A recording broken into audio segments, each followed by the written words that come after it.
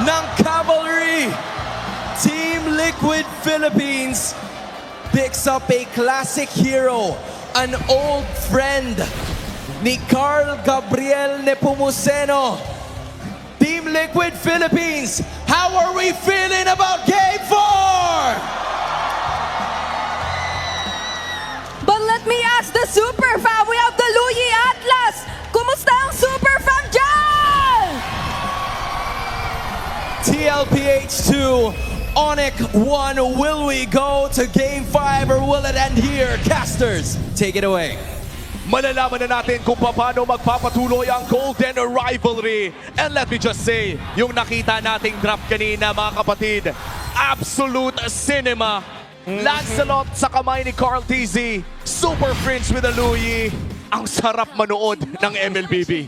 Nagkalabasan na ng mga tinatagong strategiya. Ito yung mga magic bunot ng bawat kupunan. Pero tingnan natin kung kaninong magic bunot ang gagana.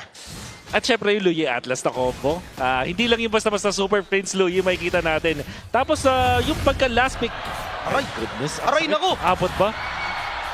Pero, ay, going back, the Lancelot, the last pick coming out from TLPH. Alam mo kung hindi ko nakita yung itsura ni Carl doon sa drafting na parang sobrang nakangiti siya. Talaga gusto-gusto niya, inapiran pa niya yung kasama niya.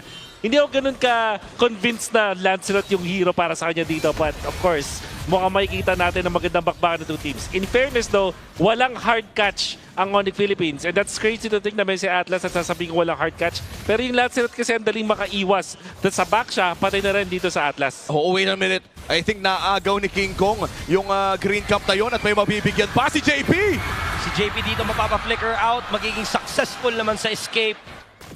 Kaso Babalik. nga lang sunog ang dalawang flickers ng mid lane in roamer ng Team Liquid Philippines, and this is not good para sa upcoming turtle fight. All of that happening right before the big objective as well. And napakalaking bagay nito para sa Onyx Philippines considering na kanina sa last game natin ay lamang na lamang ang Team Liquid Philippines sa mga objective takes ng early game. Yep. And we can see na rin yung Lapu-Lapu onto the bottom lane na maganda rin yung palitan compared to Sanford. Walang nakakalamang sa kanilang dalawa. There's a little bit of freeze lane na medyo nasa advantage ni Sanford, pero as the Lapu-Lapu kasi, pag nag-level 3 ka na and heading to level 4, madaling nang bugahan ng mga spells etong minion wave.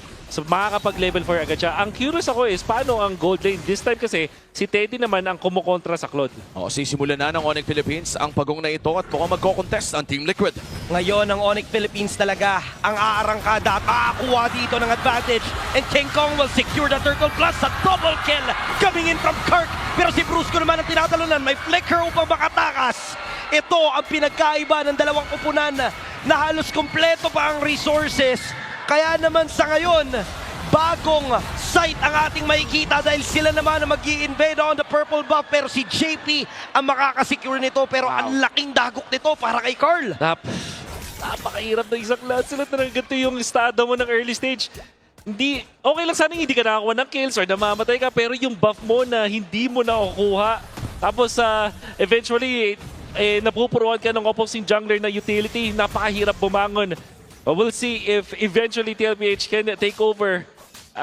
So far, okay pa naman. Pinatal Licks. Okay. Hindi in-expect ni Daddy JP na bibigyan siya ng ganun-ganun lang kasi kakakuha pa lang nila ng ultimate, but the urge of play, si Carl TC ang kanilang nakita at mukhang wala na kawala. Napagandang execution na magmumula sa Onyx Philippines. What a diversion play mula kay Super Prince. All at the back of a Fatal Links na sino ba naman kasi mag-e-expect na may Fatal Links yung roamer sa left push mid na kakakuha pa lang. 3 minutes. Wala masyadong effect para sa kanila, but that's what we thought. But ang naging tunay na epekto doon is walang nakadepend sa kay Cartesi. Wala silang vision doon. But Kirk, in the past 3 games, pati na rin ko i-count natin yung mga nakita natin kahapon ngayon na naglalaro naman siya ng Lapu-Lapu, masasabi natin, hindi na niya talaga kasalanan ang mga nangyayari dito para sa Onyx Philippines. 3-0 start for this one at nagiging problema na ngayon para sa TLPH. At kung maaalala natin yung MPL season bago yung M6 run ng Onyx Philippines, yun ang isa sa Luyi, ang isa sa mga heroes na never binibigay sa Monster Mage. And right now for Onyx, hawak-hawak nila ito at nakita na natin kung paano nga ba nila napapagana as we head on to the second turtle fight. Ang huling pagong ay napunta sa Onyx Philippines. Napakaganda ng pwesto ng Onyx Philippines. May diversion Bilis. play na gagawin. So tutulungan nila dito si Kirk. At dito nga talaga ang tunay na laban. Nakuha nila yung pagong. Gusto pa nila ng kills. But JP Sinipa. with a good angle. Placing to it. Kala ni Savero ang pipigil sa kanila. Onyx Philippines. Ibang-iba yung nakikita natin ngayon. Grabe yung control na nakikita natin mula sa Onyx Philippines, especially because of their early stage. Baksha is the hero for King Kong, and we can say that confidently. Hindi mo to masasabi 2 seasons ago. But this time, yung control ng Onyx Philippines kapag nakakaikot si King Kong at nahihirapan yung TLPH sa pagkontrol ng jungle nila and that river because of Super Friends and Brusco. Doon na nakakuha ng advantage ang Onyx Philippines. Isang testament sa improvement ng manlalarong ito. Hindi na pwedeng sabihin na assassin lang ang alam ni King Kong at this point. Another diversion play patungo sa RBM. Naku! Alamata nila na agad si Carl! Napakatindi na paggamit ng diversion play. Prediction! Tuloy! At walang pagtitipid na nagaganap mula dito sa ating Monster Mage. Pero may counterplay na gagawin dito. TLPH, they will get a kill onto Super Friends. Pero kung titingnan natin yung trade-off, lamang pa rin ang Onyx PH dahil si Carl TC ang kanilang nabigyan. And did you see that prediction mula kay King Kong? Hindi mo na ginamit yung second skill ng Baksha. Hindi mo na binunggo at in-expect niya na merong gagamiting puncture doon si Carl TZ. Siguro din kasi gumagamit din siya ng Lancelot laban sa Baksha. Back in Season 14 and 15, ito yung ginagamit ng Onyx Philippines pang kontra sa Baksha. And makikita natin yung naging benefit na ikaw ay master sa mga assassin at gamit mo ay isang Baksha. Napakaganda ng duelo na ating natunghayan. Pero para sigurado, sabi ni King Kong, sasamahan na kita. And imagine mo, 4-0-1 ngayon si Kirk on this Lapu-Lapu pickup against this Phobios. And another diversion play. Saan naman ang basa? Saan ipapadala? Pero mukhang nabasa ng bahagyan ng Team Liquid Philippines. JP able to make an escape. Pero rekta pagong ang call ng Onyx. Last 2 turtles na napunta na sa Super Family. At mukhang malabo ng mga contestant Team Liquid dito. Listado ang 3 pagong sa Super Family. Force flicker kay Sanji. Turtle makakuha ng Onyx Philippines. Abante na sila. Hindi lang river kinokontrol nila, pati na rin itong jungle. Force na rin ang real world manipulation. Oh my goodness, this is Onyx Philippines na talagang gigil na gigil. Gustong-gusto na nila pumunta sa Paris. Ayaw nilang pumunta muna sa lower bracket at doon paglabanan. Pero napakaganda ng agulo dito ni JP. But the Fatal Links will connect to 2 members. Napakagandang save na magmumula kay Brusco. Denied by Brusco. Ang ganda na ng save pa ni JP doon. Nakuha na niya si Sanji pagamat na pa-flicker. Palayo dito si Super Friends. Onyx Philippines pa rin ang may hawak ng kalamangan. Carl TZ. Hindi pa kayang labanan dito si Kirk with a Lapu-Lapu currently 4-0-1 sa larong ito. Lamang na lamang ang Onyx Philippines sa ating early to the mid game. At dito sa pinaka-upcoming Lord natin ay kailangan na agad mag-group up ng Team Liquid. Grabe yung aggression ng Onyx Philippines. Parang sinasakop na nila yung jungle camp ng Team Liquid Philippines and they will successfully destroy this turret. Papalagba ang Team Liquid Philippines. Sobrang layo ng kalamangan na meron ng Onyx Philippines sa ngayon pero hindi sila makikipagsabayan. But the diversion is there. Medyo delikado si Carl TZ. May sasalubong sa kanya. Pero hindi sila magiging matagumpay. Pero grabe, sobrang proactive ni Super Friends. And the entirety of Onyx Philippines ay proactive nga doon. Nakikita natin na lumala mga Onyx Philippines dahil constantly sila nag-apply ng pressure at napipigilan din makapag-farm itong si Teddy. Hindi nga man lang napapatay dito ang mga members ng TLPH dun sa past few minutes natin pero ang dami namang farm na nakakuha ng Onyx Philippines. Clear wave nila dun sa gilid, yung mga torre na nakakuha nila. And eventually, yung mga jungle camps na unti-unting inuubos ngayon ng Onyx Philippines, nagbibigay sa kanila ng maliliit na advantage pero dahil sunod-sunod, ngayon ay lamang na sila ng 4K. Oh, JP Uli. nahuli! Over Ayun the na naman, bakot. roamers. Nagtatapatan yung dalawang roamers na parang wala lang nangyayari. And si Sanford ay umiinda mula doon sa damage. Pero si Carl TZ, Phantom Execution. Diba yan? Sabay atras. Ngunit si JP naman dito, trying to survive. Go! Pero napakatindi. Nagkalawan na yung pinapakita dito ni Kirk. And Kirk will secure 2 kills bago siya mamaalam. Grabe na ang galawan ng Onyx Philippines. Oh, This time wow! si Carl TZ. mapapatumpa rin. Onyx Philippines with a 3.4K gold lead. At San Juan Arena, naririnig ang energy dito ngayon sa Champions Arena mula sa Super Family. Another diversion play mula dito sa Onyx para lamang maghanap ng pwesto at mukhang sinisimulan na nga ng Onyx ang Lord na ito.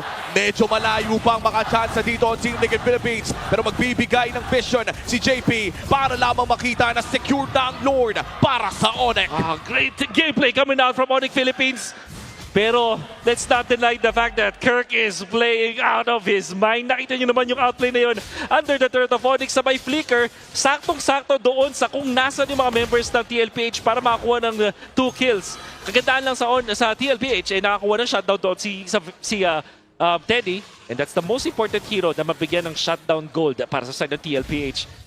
Diyan ay mapapahinga ang gold lead ngayon ng Onyx Philippines. Pero yung Lord ay kailangan pa rin nilang i-manage. Carl TZ, 0-4 unfortunately on his signature Lancelot. Kailangan pa ng oras para makabawi. At may Holy Shields pa naman para sa Team Liquid Philippines doon sa may bandang ibaba. Pero kinokontest na dito ni King Kong ang mga buff ni Carl TZ. Retribution secured para kay Carl Sanji. Nariyan din para tumuno kay King Kong pero hindi napapatulan ng Team Liquid Philippines. Ang sakit ng mga gulong diversion play. Saan patungo? Doon sa baba. Napakaganda ng diversion play dito para nga talaga makuha lang yung attention ng Fatal Links. Huli, dalawa, flicker ni Sanji, gagamitin niya pero hindi na siya makakatakas pa. Unti-unti nang nauubos ang mga miyembro ng Team Liquid Philippines. And mukhang enough itong minion na kasama ng Onyx PH kung pipilit sila pero mukhang hindi papayag ang Team Liquid na basta-basta na lang matapos. Pero at 11 minutes, basag ang inhibitor turret ng Team Liquid. Inches away from the skill shots coming in from Team Liquid Philippines nang ma-micro na si Savero at patuloy pa rin na magpupush ang Onyx dito. Ang mga benefit ng mga ganun ka pixel perfect na dodge, yung tipong talagang makahagip ka na konting-konti na lang is mapapa-force na mga abilidad itong TLPH. Well, eventually, JP was smart enough to not commit anything at yung TLPH hindi naman din sila basta-basta lang din nag-commit kay Teddy, kay Savero, I mean. That's one thing na commendable naman para sa TLPH. Brusco! Ang dami nga! Ang dami! Dalawa ang mahuhuli niya pero may real world manipulation naman itong si Sanji. But without that real world manipulation, maaari silang uminda. Brusco! Nakiso na lang ang buhay. May sipa onto Super Friends. At magkakagulo na nga talaga dito sa may bandang gitna. JP sobrang low. Siya'y mabibigyan. Sanford as well. May ipit ata pero si Kirk ang sumasalo ng damage. That is gonna be a double kill para sa The GOAT.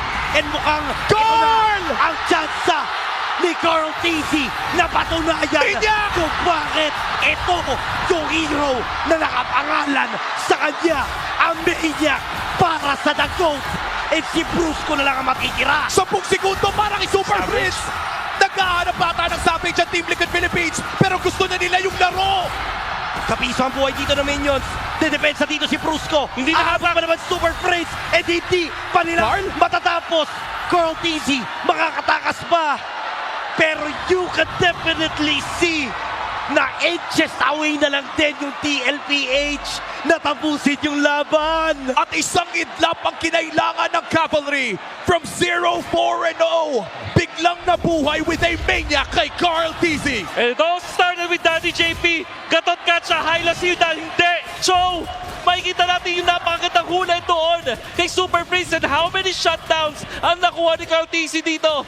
Makita natin mukhang may Lord Dance na rin mangyayari as Carl TZ collects a lot of shutdowns and at Maniac eventually.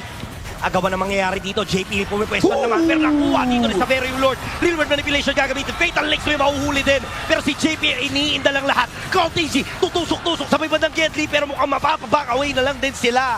And with this Lord Tank, may diversion play. Sino kaya mamamataan? Si Carl TZ. No way! Target nila pero makakatakas pa rin si The GOAT sa kamay ng Onyx Philippines.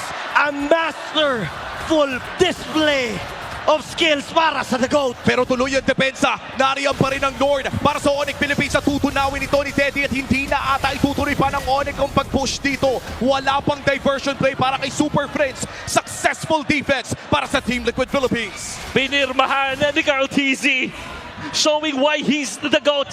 And Onyx Philippines, napakaganda ng play na yun, I would say. Unfortunately, ang Luyi ay hindi na katulad ng Luyi ng dati na mas madali na nga mabasa ngayon, mas madaling makontrol. You see the distance that Super Prince had to decide on that. But TLPH will hang on. Big props sa Onyx Philippines na mag-burst nung Lord na yon. At nakuha pa nga ni Savero that clutch Lord Day coming out from Onyx Philippines. Pero all of a sudden, napura na ang advantage ng Onyx Philippines. I gotta say though, sa paparating na Lord natin, mas nakakalamang to para sa Onyx Philippines dahil long lane favors them, na-push nila yung bottom lane. Yung mid lane ay madali ding i-amando kung sakali. Mid lane is the least priority when it comes to pushing sa inhibitor turrets pag itong mga klaseng late lord na. And you would think na late lord na mga kaibigan, pero 14 minutes pa lang. Well, we have how many kills? 21 kills across the board in a 15-minute game dito sa ating Golden Rivalry. Once again, match point na po ang Team Liquid Philippines at lamang ang Onyx kanina. Pero mo, naghahanap na naman ng paraan ng Monster Mage na makahanap ng tsansa. Potentially na maghaksik ng lagim dito sa Deadly Grasp na ngayon ko lang na-realize na ang okay pala to para sa Louie. Yes. Oo nga, ang daming taguan. Taguan. Nakita din natin dito sa Onyx Philippines na ginagamit nila yung diversion play na para mag-apply din ng pressure. Hindi para totally makuha ng kill. Obviously, makakuha sila ng kill afterwards. Pero yung frequency ng paggamit nila dito with the diversion play, parang yung TLPH napapaisip palagi na, okay, magtitipi na ba to or gagamit na ba to or makapag-farm ba tayo, kailangan ba natin magkakasama tayo, which actually allows them na magkaroon ng konting advantage when it comes to the farm. Brusco scouting around the river. Wala pa naman siya makikita at nakatago pa dito kung nasaan si Sanji. At 3 miyembro lamang ng side ng Team Liquid Philippines na nagpapakita sa mapa at 20 segundos pa bago magsimula ang ating pangatlong Lord. Magse-set up dito ang side ng Onyx Philippines around right bush mid. At mukhang naghahanap sila ng potential pick-off bago magsimula ang ating big objective. At ang advantage na yan is yung -1. Pero yung isa sa bagay na kailangan ko i-take note dito is sino yung may mga immortality. So far, JP has it. I think kailangan din to ni Sanji eventually. And there's the Uy, gold. uy. Okay. May pinaplano sila within range. Or reposition Okay, lang. reposition. Okay. Basang-basa. Napakaganda! Alam nila na doon magagaling. Pero si RTC maaari dito mahuli. Phantom Execution palabas. JP ang mabibigyan. Immortality Pump. Sino matitira? Sino mabibigyan? Napakaganda ng pagkakahuli ni Sanford. Mapapapakaway ang Onyx Philippines. At maaaring ito nga ang maging disaster para sa kanila. Medyo kalat-kalat na ang mga miyembro. And that is a crucial play na magugula kay Sanford. And iniisa-isa na ang mga miyembro ng Onyx Philippines. Si Savero na lang ang natitira habang kumpleto pa ang cavalry. And may minion waves na paparating. Mukhang ito na yung inaasam. Ito na ata yung ticket. Si Savero susubukan tumipensa. Pero it's over.